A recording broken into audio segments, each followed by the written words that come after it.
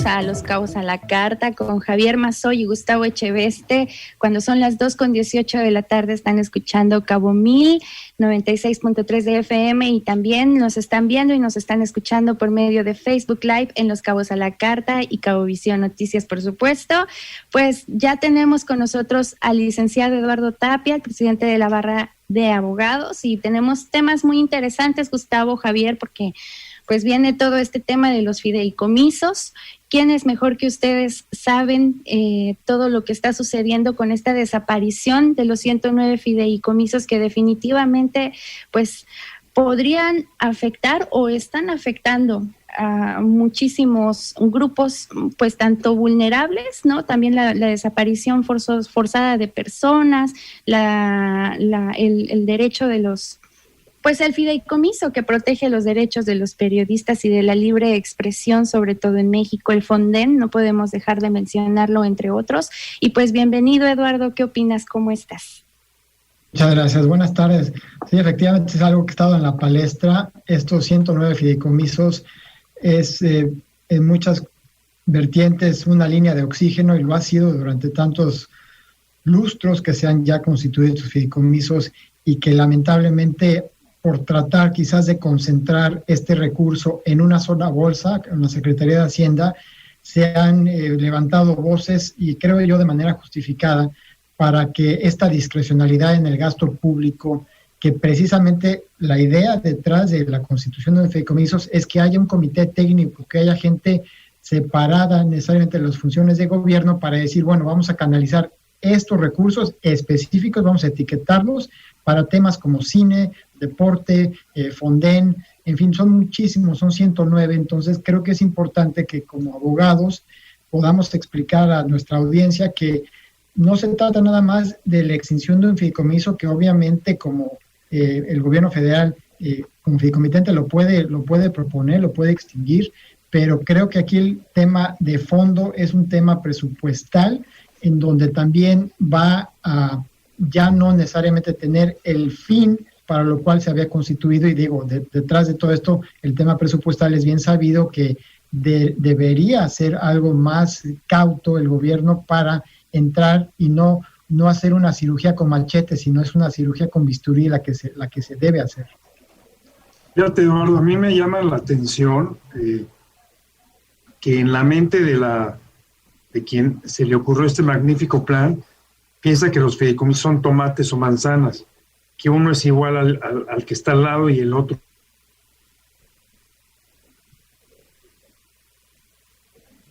un animal diferente, comités técnicos diferentes, origen de los recursos diferentes, destino de los recursos diferentes.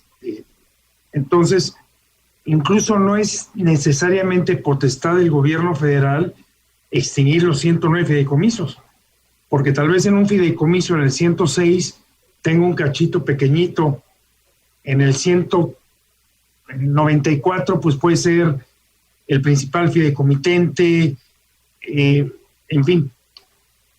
Creo que viene una pesadilla para el gobierno en términos de problemas legales, porque va a venir muchos amparos, va a venir muchas impugnaciones, y además va a dejar de fluir mucho dinero.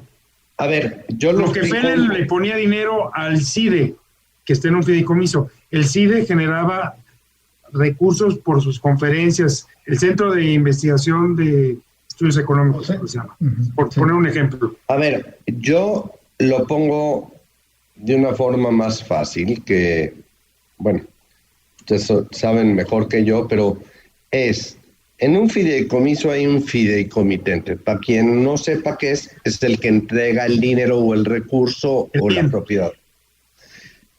Y de repente en este fideicomiso, a pesar de que sea federal, hubo gente privada que entregó dinero para un fin.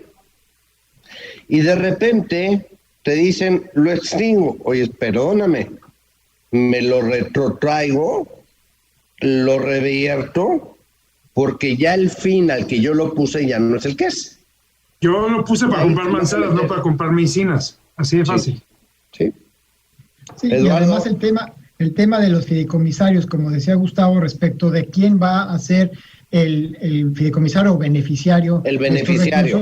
Son muy distintos. Creo que también no ha habido un discurso uniforme por parte del gobierno, porque si bien hemos estado enfocados con estos 68,000 millones de pesos que se han querido, ¿no?, de alguna forma ya sacar. Y que se los van a gastar, Eduardo, el siguiente año y ya no va a haber fideicomisos, entonces no sé cómo lo vamos a hacer, pero bueno, eso es otro. Y además el tema es que hay fideicomisos, por ejemplo, de manera más específica, con temas militares, y esos no están siendo alterados, al contrario, ha habido un aumento de recursos muy importante. Entonces, bueno, el 1000%. Lo que sucedió, sí. Es delicado, porque si nosotros vemos el aumento de recursos a fideicomisos, entonces no es que estén extinguiendo todos los fideicomisos públicos, hay que decirlo, nada más aquellos que, pues de alguna forma yo creo que vieron en una mala estrategia, decir, bueno, si hay una posibilidad de extinguirlos. Eduardo, yo no tengo, y creo que tú tampoco, ninguna contrariedad contra la parte militar. Creo que las fuerzas militares al día de hoy siguen siendo, pues bueno, de las mejor catalogadas, ¿no? Fuerzas Armadas se le llama. Sí, el problema de este señor es que dijo él que iba a hacer esto, y nunca ha habido un presidente como este que se entregó a las Fuerzas Armadas y que ahora no los quiere tocar. No solamente no los quiere tocar, le dan muchas cosas que me parece perfecto, porque yo creo que los médicos militares son los mejores, los ingenieros militares son los mejores, pero de repente también los militares estaban para hacer otras funciones que hoy ya no sé si les alcance, ¿no? No, creo que no se les va a alcanzar, ese es el tema. Están siendo confiados en actividades que, por ejemplo, puertos, ¿no? Construcción de obras de infraestructura. Maya. Todo. Entonces, si te pones a ver, efectivamente, las Fuerzas Armadas, no tengo nada en contra de ellas, creo que efectivamente son instituciones muy bien catalogadas por parte de la sociedad. Muy respetadas. Y respetadas. El tema es el aumento muy considerable, del recurso destinado a estos fideicomisos militares, ¿no? Es más de 1000% de aumento en los recursos. Estamos hablando de un... Y después quitas no sé cuántos, por ejemplo, el Fonden, que dicen que de todas formas... El Fonden siempre sirvió. A ver, yo sí me acuerdo de algo, y ahí es en la única cosa, después de su presidencia, que tengo que respetar a Peña Nieto. Cuando fue Odil, fue impecable su manejo. Y el Fonden, y él vino aquí y estuvo. Y Gustavo, tú y yo estuvimos, tú también, Eduardo, y lo vivimos bien difícil. Y sin embargo, hubo un gobierno federal, no estatal, ni municipal, que estaba el Tony Agúndez, que hizo algo. Y el que lo hizo fue el gobierno federal con el Fonden. Hoy pregunto, hay otro deal, ¿a quién le pido el dinero? Javier, no va a estar lejos. Hoy en día, ahorita mientras hablamos, hay marchas y plantones y paralizaciones en Tabasco porque el gobierno federal no le ha respondido a los tabasqueños después de las inundaciones provocadas por los últimos huracanes. Ya, si Andrés Manuel no le da dinero a su estado, imagínate qué le va a pasar al mío. En el caso de un huracán que afortunadamente está en Río, es lo único que nos faltaba, ¿no? No, y que creo que no vamos a tener este año, pero el siguiente año podríamos tenerlo, ¿no? Y no va a haber Fonden. ¿Y que a quién le pedimos? ¿A quién le decimos sálvame? Ah, pues vete a Santa Lucía y ahí pon de campaña. Ahí está el dinero. Eduardo. Digo, creo que también jurídicamente debemos analizarlo, porque ahorita mencionaban la quizás avalancha de juicios, de garantías, de amparo respecto de la decisión. Y ahí es donde creo que se puede empantanar el asunto, porque si bien el tema del juicio amparo podría presentarse para tratar de de salvar estos recursos que ya han sido previamente no etiquetados y también salvaguardar los derechos que los privados en su momento hayan afectado o hayan dado al fiduciario para efectos del fin lícito en el fideicomiso. Entonces, sí es una arista, como dice Gustavo, que no se previó quizás del todo, porque no es necesariamente todo el gobierno federal, ¿no? Puede haber también fideicomitentes privados, como los hay, pero el punto aquí es el resultado que había habido con estos fideicomisos. O sea, mucha gente quiere deportistas de alto rendimiento, ¿no? Olimpiadas, medallas, ¿no? Cine de calidad, y que ahora con el tema de decir, bueno, vamos a extinguir estos fideicomisos y vamos todo a concentrar en la Secretaría de Hacienda, y entonces todo este esfuerzo de la sociedad civil que se había desplegado a lo largo de décadas para lograr, ¿no?, apoyos específicos, y no se diga el tema del Fonden, pues es lamentable, ¿no?, el que se quiera, ¿no?, decir, bueno, vamos a hacerlo de esta manera para que aún así no vamos a descobijar. Pues claro, el presupuesto es limitado, no es infinito, tiene obviamente... Pero Eduardo, ¿tú sí crees que a lo mejor en estos fideicomisos había corrupción? Seguramente en algunos lo había, no estoy diciendo que eran todos pulcros, pero mejor es identificar aquellos que no estaban funcionando, ¿no? Y entonces sí tener otra conversación, pero no se vale, y creo que ese es el doble discurso, que con aras de decir había corrupción al interior, ¿no?, de todo esto en cuanto a la organización, el comité técnico, la designación de beneficiarios, lo que fuese, es identificar y presentar la denuncia correspondiente. Javier, pero no puedes construir el país con dinamita. A ver, en lo mismo que estás hablando, tenemos que cortar, pero en lo mismo, y que ya regresemos, es el aeropuerto de la Ciudad de México. Si había corrupción, no había por qué cancelarlo. Había que especificar la corrupción en el aeropuerto y arreglarla. Vamos, ¿quién se va y quién se queda? Vamos a una pausa, porque si no nos matan los patrocinadores, dirían, y regresamos. ¿Te parece? Encantado. Gracias por continuar con nosotros, escuchando Los Cabos a la Carta, en esta ocasión con Gustavo Echeveste, Javier Mazoy y Eduardo Tapia, por supuesto. Bienvenidos, y pues seguimos platicando de este tema, Eduardo. Qué locura con los fideicomisos, los nuevos partidos políticos, estos partidos políticos que fueron avalados por el INE también, que bueno, definitivamente dejaron mucho de qué hablar, dejaron fuera al partido México de Libre. Política Lorán, México Libre, sí, entonces mucho de qué hablar. Seguimos con este tema. Adelante. ¿De los partidos o pues de los partidos y de los fideicomisos? Si quieren terminamos con los fideicomisos y nos brincamos para platicar. Ya regresé. Muy bien, Bienvenido, pues, Javier. En el tema del fideicomiso, simplemente para puntualizar, el discurso creo es doble. Creo que por un lado está ya con estas propuestas específicas para extinguir los 109 fideicomisos, pero por otro lado también algunos otros fideicomisos no solamente no se han tocado ni se tocarán, sino que se le aumenta considerablemente el recurso que se maneja. Entonces, creo que falta un análisis más pausado. Creo que no se trata nada más de obtener dinero, quizás, hablando un poco, pensando en voz alta, por la coyuntura electoral, ¿no? Creo que también eso da un poco de qué hablar, porque qué raro que ahorita con la pandemia que estamos enfrentando, ¿no? No se propuso esto, ¿no?, en X tiempo, y quizás ya cuando estemos de salida en la pandemia, en julio del año que entra, ¿no?, junio, ya van a estar las elecciones, ¿no? Entonces eso es importante también considerar. Fíjate que a mí me parece que nos están cotorreando.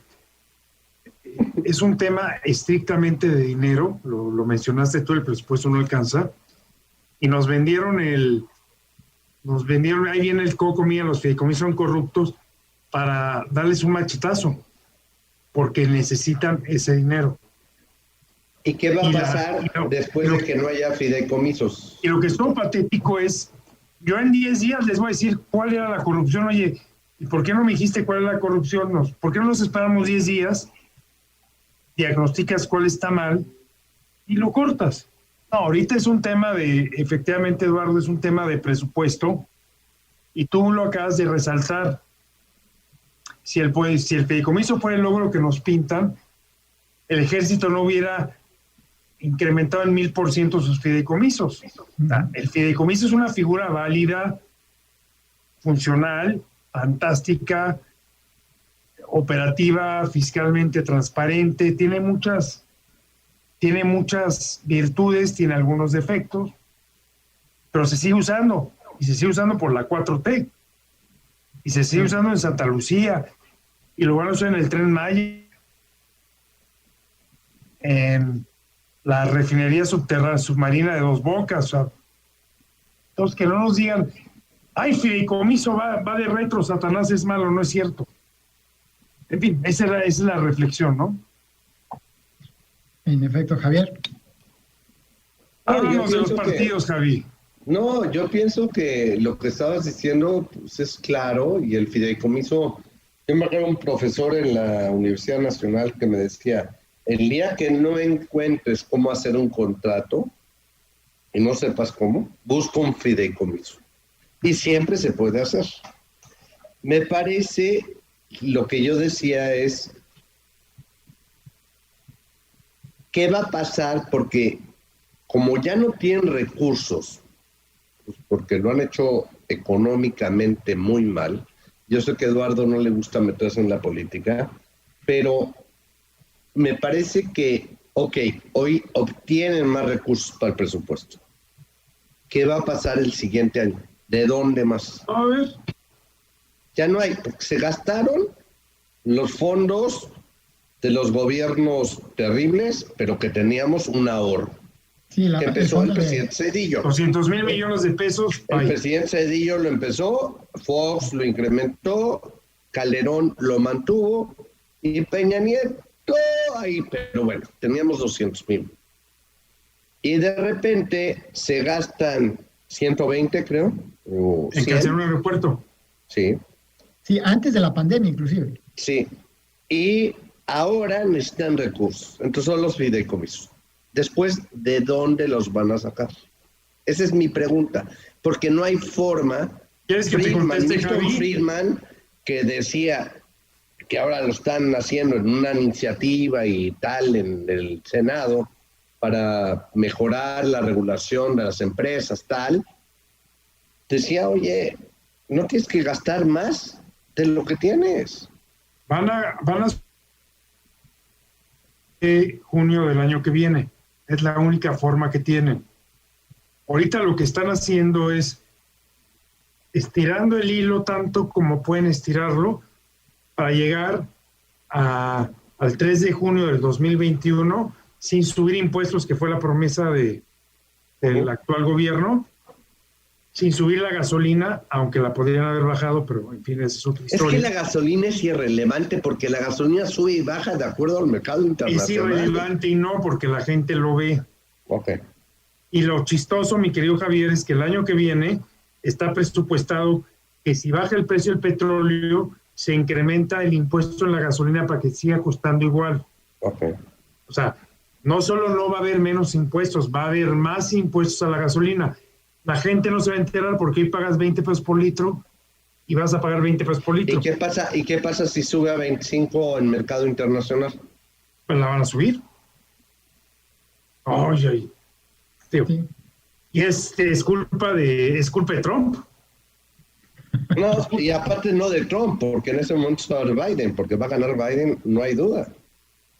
Digo, ahí un poco el tema, para cambiar el cauce, entiendo ya que está un poco agotado el tema de los fideicomisos públicos, que nos mencionaba el tema político, que no es que no me quiera meter en tema político, pero bueno, político, electoral. Bueno, en nuestro grupo, como presidente, que eres increíble de la barra mexicana capítulo, nunca te gusta que nos metamos a la política, porque dices, es una barra de abogados, ¿no? Pero siempre la abogacía va pegada a la política.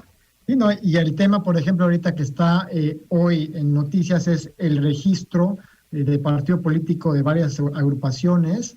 Y el no registro de alguna. Y el no registro de alguna, exacto. Entonces, ahí creo también que el Instituto Federal, el Instituto Nacional Electoral, el INE, en su momento cuando dictaminó creo que lo hizo de una manera también sesgada, porque me parece que fue con dedicatoria algunos expresidentes, ¿no? Sí, no, porque claro, digo, porque hay, digo, la más visible pues es la de Margarita Zavala, ¿no? Y Felipe Calderón, creo que era la más visible, la que tenía muchísimos adherentes y que de repente dijeron no, y simplemente confirmó el criterio. Me parece que sin entrar en si estoy de acuerdo o no, jurídicamente la interpretación de, por ejemplo, la ministra Janine Otálora, que fue la ministra para el tema, por ejemplo, del partido del PES, del Partido del Encuentro Solidario, creo que le cambiaron el nombre. No fue la ponente.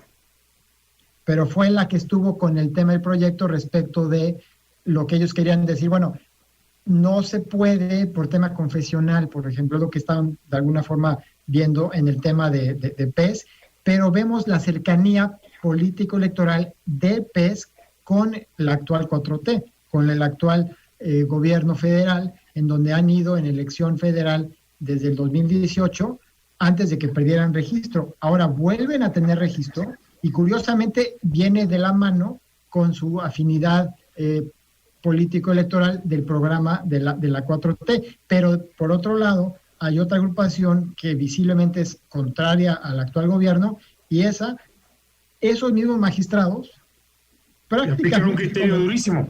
Sí, exacto. Entonces es donde no hay, creo yo, una congruencia, y eso es lo delicado. A mí hace 20 años me tocó pelear con el Tribunal Electoral del Poder Judicial de la Federación, y era un tribunal muy, de legalidad. En un tribunal estaba a cargo el maestro de la PESA, y creo que...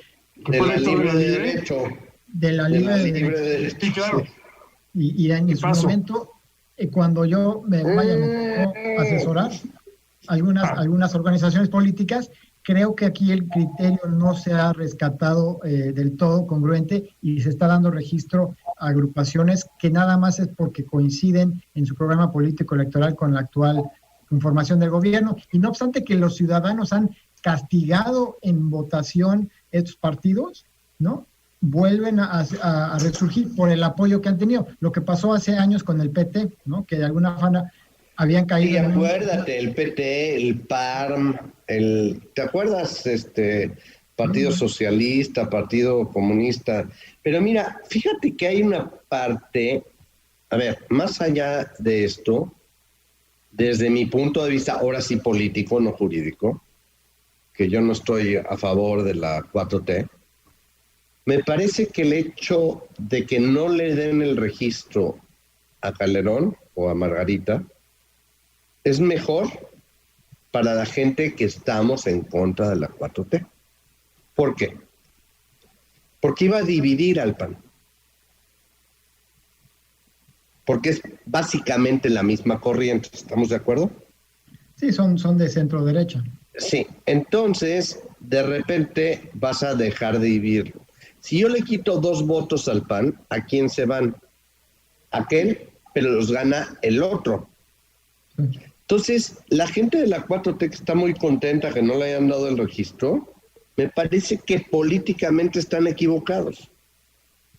Porque entre más haya una conjunción y don Felipe decida regresar al PAN, o sumarse al PAN, más fuerte el PAN. Claro. Entonces, a mí no me disgusta tanto que les hayan dicho que no. Estoy completamente de acuerdo contigo. Son sentimientos encontrados, agridulces, porque dice, oye, go con diferentes varas, diferentes situaciones, y se le dio un beneficio indebido a un partido y se le quitó a otro. Pero al final del día el resultado puede ser lo mejor para nosotros, porque... Claro, para nosotros que pensamos diferente, sí. Para los... Exacto, no voy a decir nosotros que... La oposición puede tomar un frente común que de otra forma se hubiera dividido. Te voy a poner mi caso particular, yo me voy a balconar, yo toda la vida he militado en el PAN. En esta ocasión yo estaba muy pegado al proyecto de México Libre. No hay México Libre, pues regreso a casa, ¿no? Si Bueno, no, está bien, Gustavo, tenemos que cortar porque tenemos... Y entramos de regreso con tu última parte y después nos vamos a la entrevista que tenemos. muy bien.